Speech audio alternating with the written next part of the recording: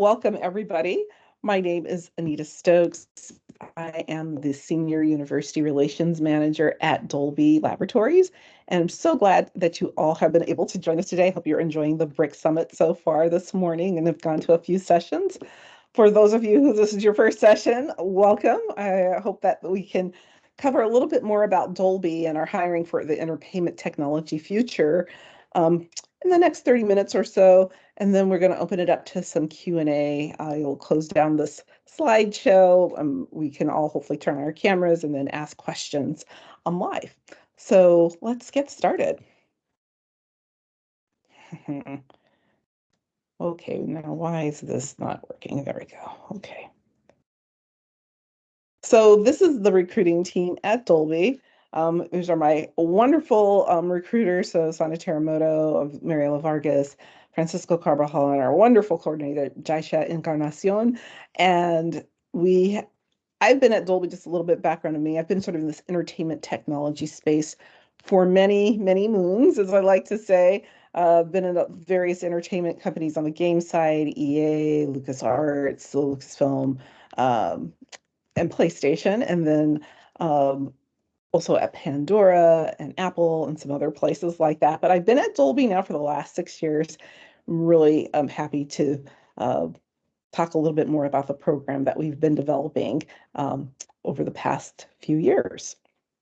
But let's give a little bit of history. So Ray Dolby is our founder. This is a picture of him when he was at Cambridge University studying physics and getting his PhD there.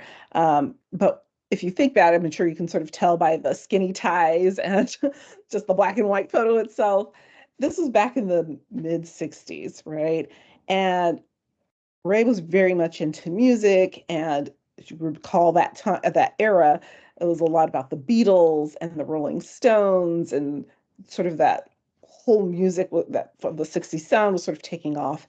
And he noticed that when he went to concerts, obviously, great, you could hear all the fidelity of sound and all of that, but when you went and played it on the records at home, there was a lot of pops and hisses, and it wasn't the same experience. And so he wanted to say, I want to have that same experience that I had live when you're at home.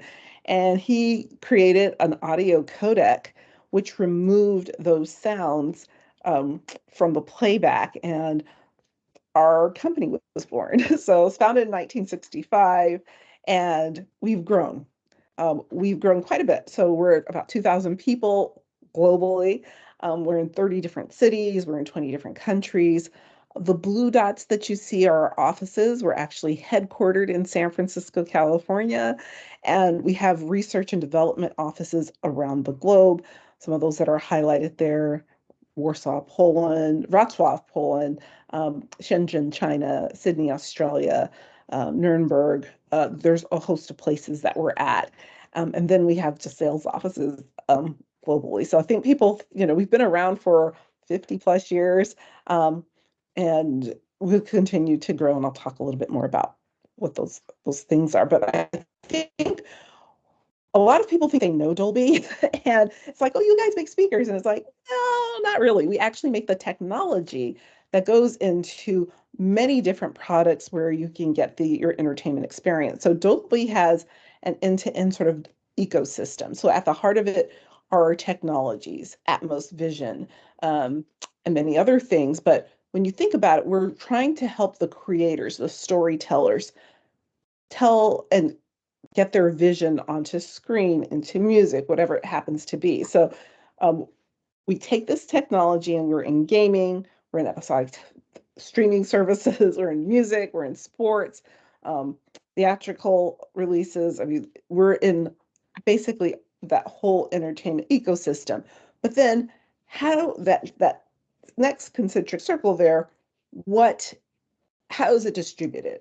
So we do streaming, we do cinema, it's live, it's terrestrial, it's pay TV.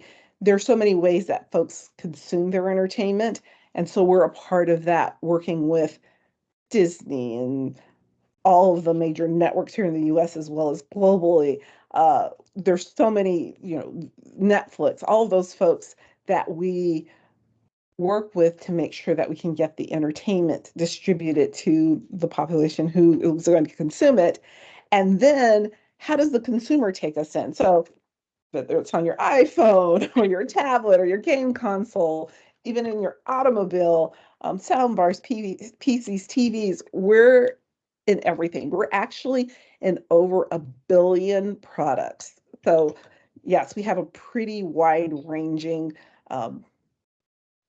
reach as far as working once again from the content makers all the way to how you're streaming it on your phone or what have you. And to that end, we've been pretty successful at that. We have over 12,000 patents from that our employees have submitted. We've won 15 Emmys, 12 Academy Awards. I actually think that changed from last Sunday. And then we're in over 38,000 motion pictures. So June just recently came out. I don't know, maybe you want to put in the chat what movies you've maybe seen in Dolby. That was a great experience. I know my very first picture in Dolby was Blade Runner 2049. It's like, oh my gosh, this is an amazing experience. Felt like I was there. So just we continue to once again help those directors, folks create their vision and bring it to all of you. Now, how do we do that? We have 3 products that we primarily are focused on right now. There's obviously a lot of things in development I can't talk about, but these are the ones that you probably have seen. So Dolby Atmos, Dolby Vision, and Dolby Cinema. And Dolby Cinema is really a combination of Atmos and Vision. But let's start with Dolby Atmos. So there was stereo sound where you had 2, left and right speaker, and if you have a 5.1 or a 7.1 system, it could kind of give you that surround sound. Well, with Dolby Atmos, it really creates a 360-degree soundscape around you. Now, the thing, I mean, I could talk about this, but the best way to actually experience it is if you go into a store, if you actually have like an Amazon Echo or a soundbar that's enabled with Dolby products, or if you have Apple Pro earpods, that's our technology. That's Dolby Atmos. So it really, I know that a lot of music and sound engineers have gone back and are remastering a lot of things from the artists that they want to have it in Atmos just because of this is how I heard it in my head, and this is how I want my audience to experience it. And so Dolby Atmos really creates that true experience where it feels like you're in the scene. So for instance, I was in the theater and watching a movie, and you can sort of hear a plane going overhead. So it starts off on the left side part of the screen, and then it flies overhead, and then you hear it behind you. In Black Panther, it was really cool to sort of see the scene when they're racing through the streets in Korea, and the car gets split in half, and you actually hear one of the tires as its car is getting sort of disassembled, bouncing behind you. And so once again, it makes you sort of immersed in whatever is going on and the action in the screen or the music you might be hearing or the game console. If there's a big boss behind you, then you may not see them, but you'll hear them. So once again, trying to draw you into the story even more. Dolby Vision. So for those of you who can look at this scanner here, Dolby Vision is really one of our newest products because people associate us with sound, but we actually do quite a bit with sight as well. So Dolby Vision allows you to sort of see millions of colors, right? The human eye is so intricate in that it can really distinguish between lights and darks and the various spectrum of color. And so you can sort of see as this bar is sort of scanning through, it kind of looks a little muddy, right? That first picture. And then as you enable Dolby Vision, you can see more clarity. It gives a little more, you can see more of her texture in her hair. You can see the people in the background and their faces a little more clearly. I think that's the cool thing that allows movie makers, folks who are doing things in television, streaming, whatever it might happen to be, they can manipulate that color so that you get the brightest brights and the darkest darks. And so I think that's something that we're excellent at doing. And then we combine it all into Dolby Cinema. Um, at Dolby, at our headquarters in San Francisco, this is the prototype for all the Dolby cinemas around the world. It is the best movie theater in the world, in my opinion. I've worked at a number of movie companies, and it's been interesting to sort of see like that was state of the art for them, but this is truly the best movie theater I've ever been in. And to see something in Dolby, yes, it's a little bit more of a premium price to get in there, but it's actually a great experience as well. So you kind of pay what you get what you pay for. That's what I'm trying to say. So yeah, that's a little bit about our products. And the thing I want to end on sort of the Dolby history side of things is that we've had multi-generational innovations. As you can tell, we haven't rested on our laurels. We continue to see like what's the next big thing out there. And so, we started off with noise reduction and surround sound, and now we have Atmos.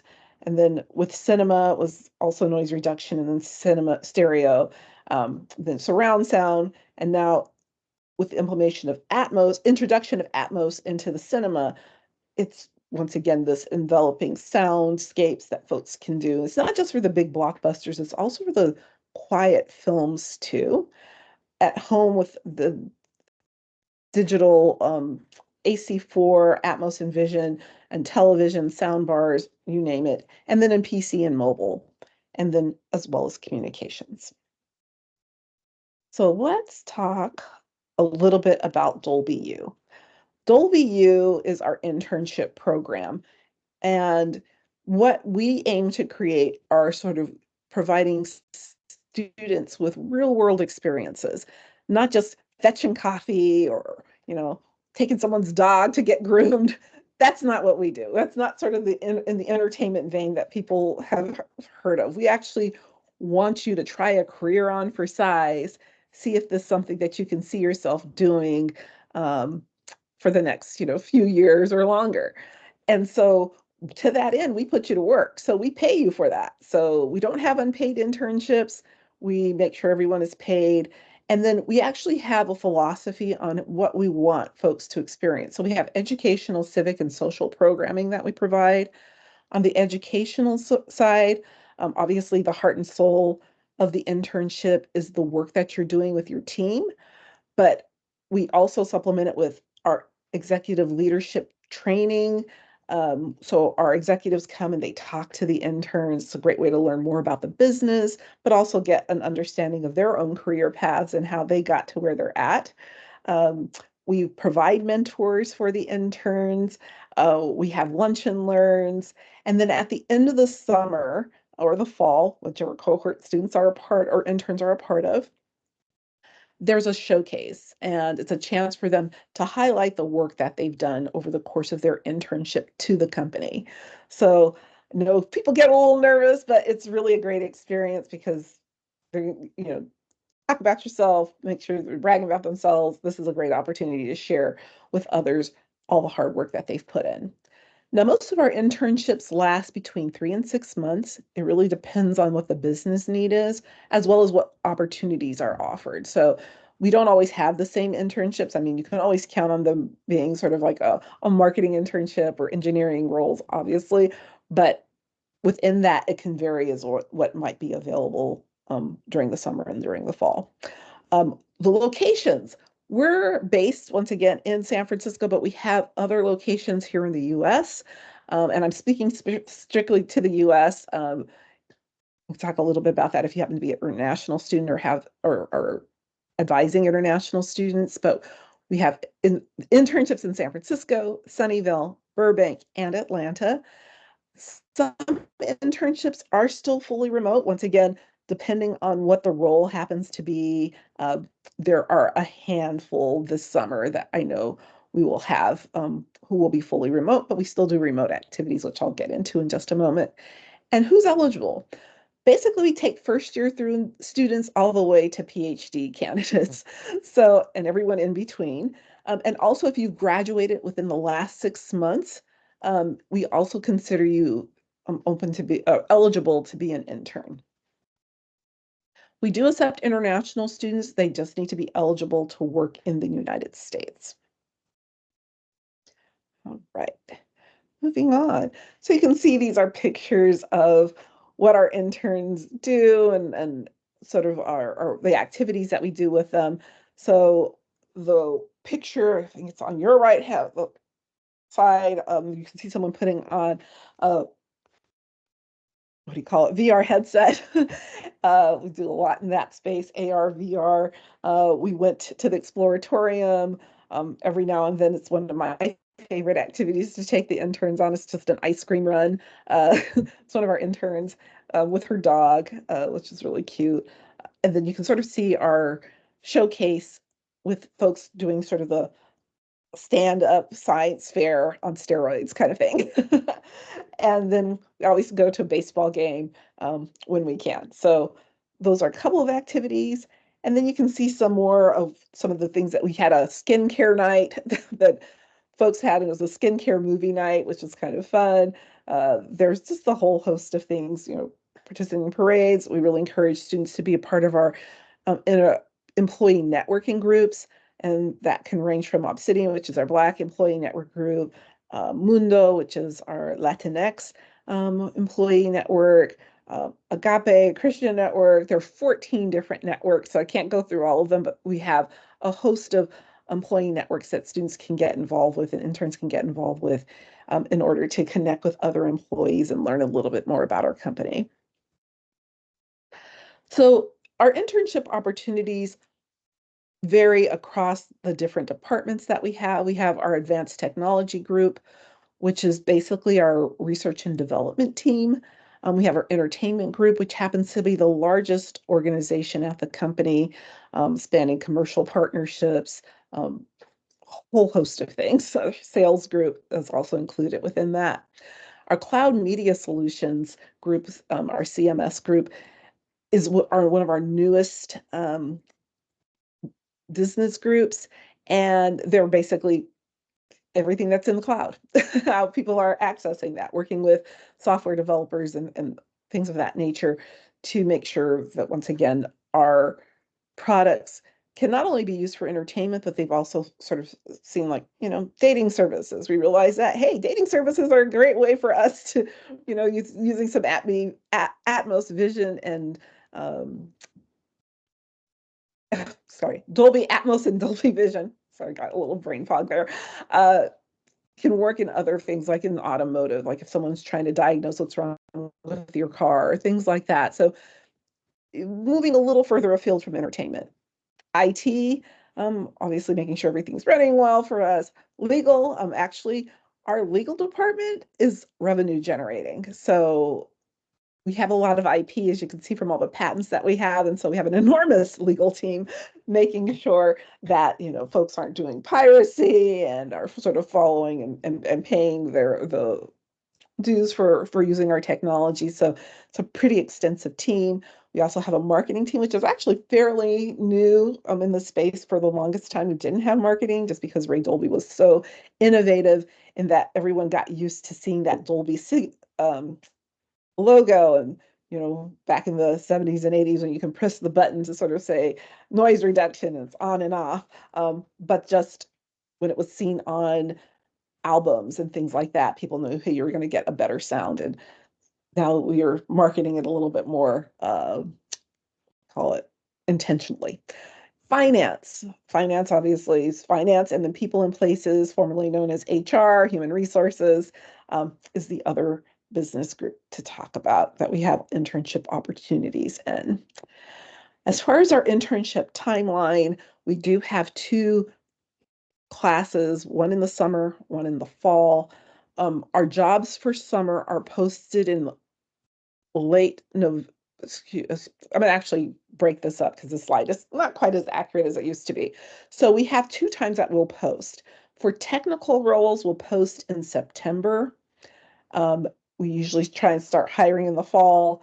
There might be some posts that come in December, but the rest of our internships are posted in late November, early December. We make our hiring decisions in April, and it's done on a rolling basis. So if we find the right candidate in January, then we will close the role. And then the program starts in May, June. So we usually have 3 start dates, 1 in May and 2 in June. And then the program ends in August, September, once again, to accommodate semester and quarter system students. In the fall, we will post our opportunities in late June, early July. We'll let folks know our decision in late August, and then the program starts that last week of September. And usually, if it's a 3-month internship, will end in December. And yes, those 3 dates in the summer are non-negotiable, because if we didn't, we have about 100 interns coming in the summer. We'd be starting for, having new hires start every Monday for 10 weeks, and we just can't do that. So we have 3 dates, so be sure to check those out if you're interested in applying, to make sure they work with your schedule. All right. Well, how do you best represent yourself when you're applying for our opportunities? So first and foremost, research the company. If you're a student and you're attending this session, you're on the right track. I encourage you, for any company that you're applying to, attend information sessions, learn a little bit more about the company, and then find out more about the positions that interest you. Then target your application materials for the job you're applying for.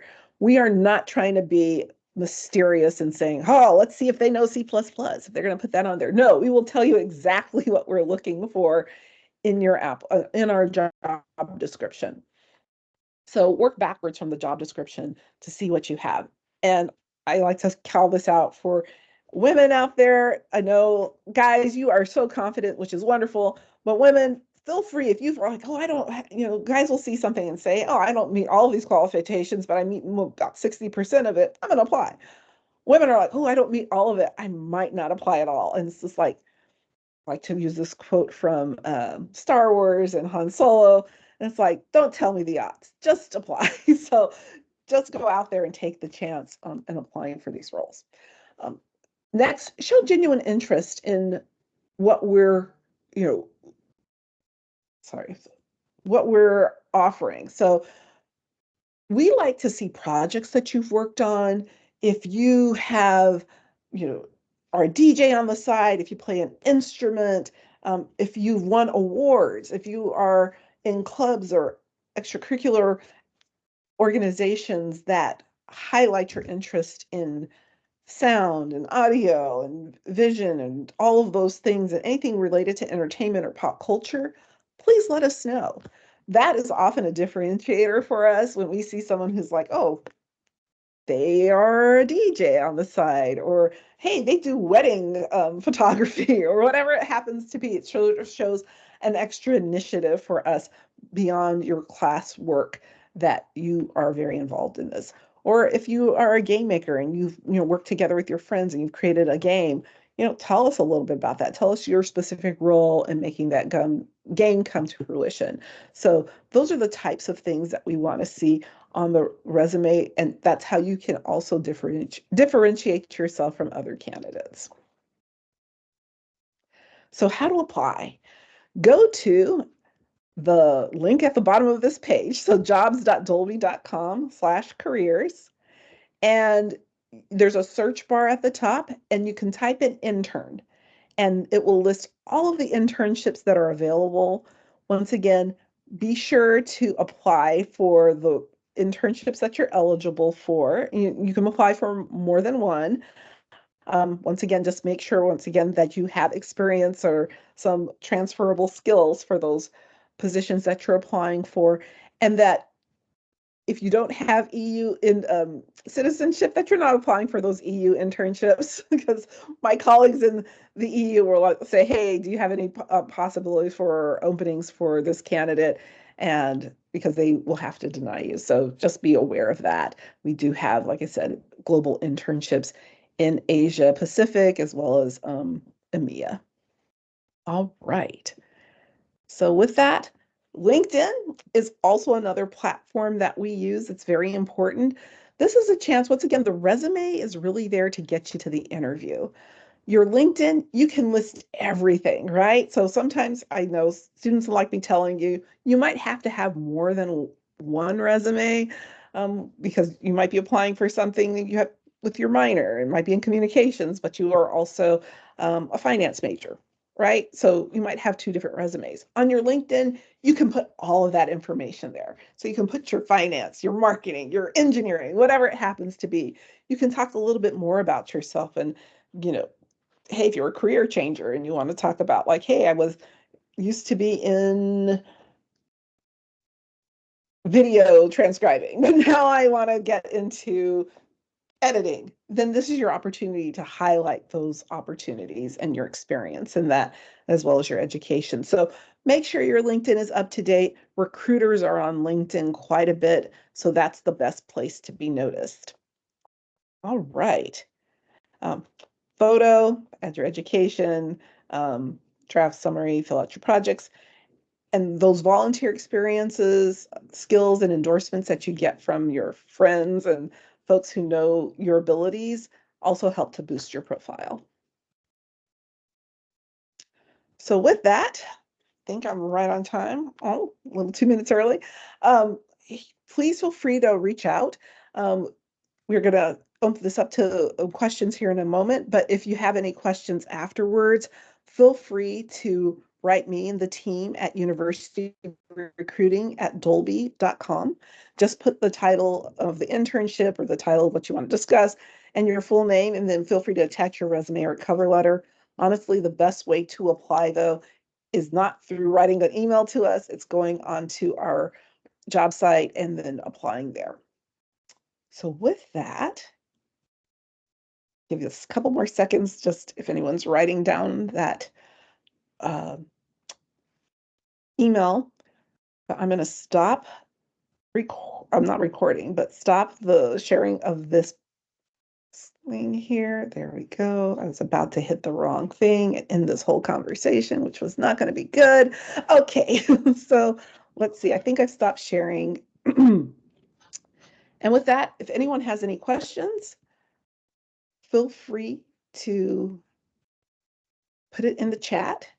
And I am great. So I think there's a question from Clara.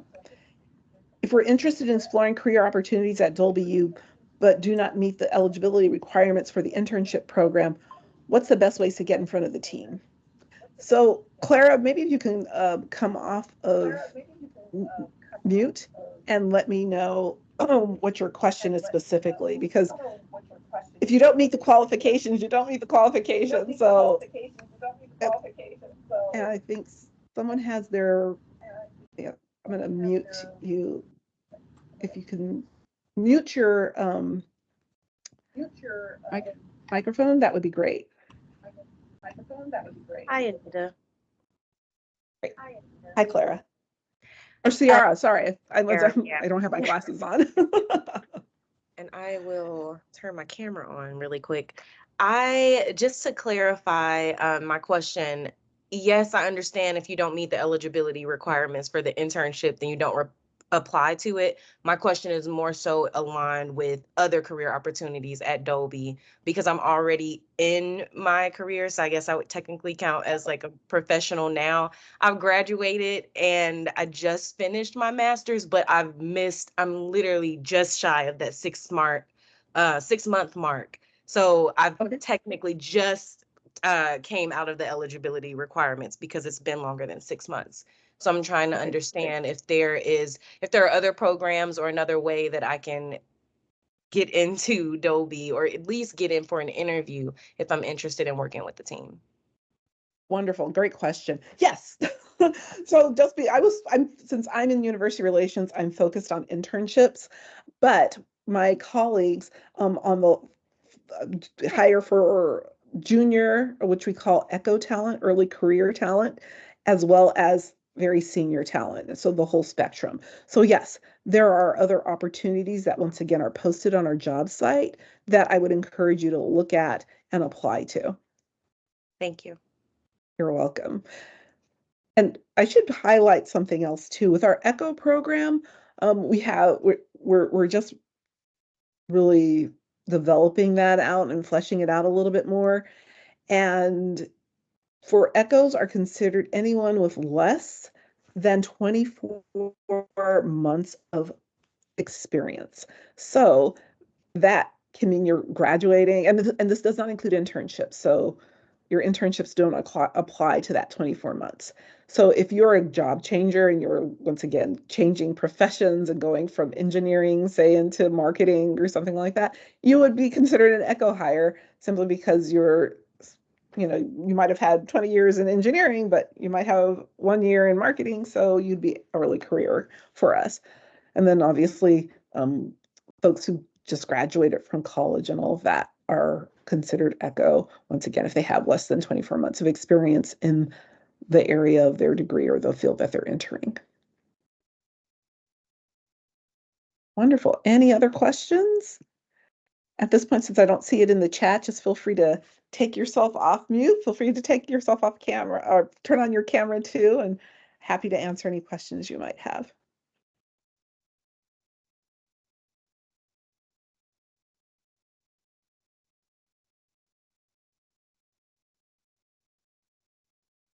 Right.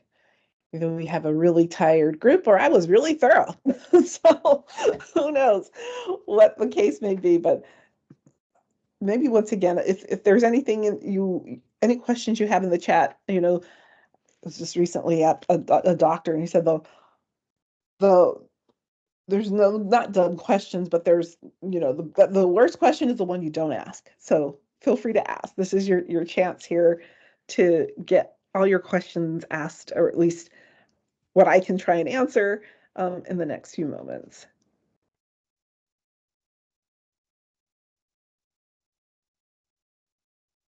Going once, going twice.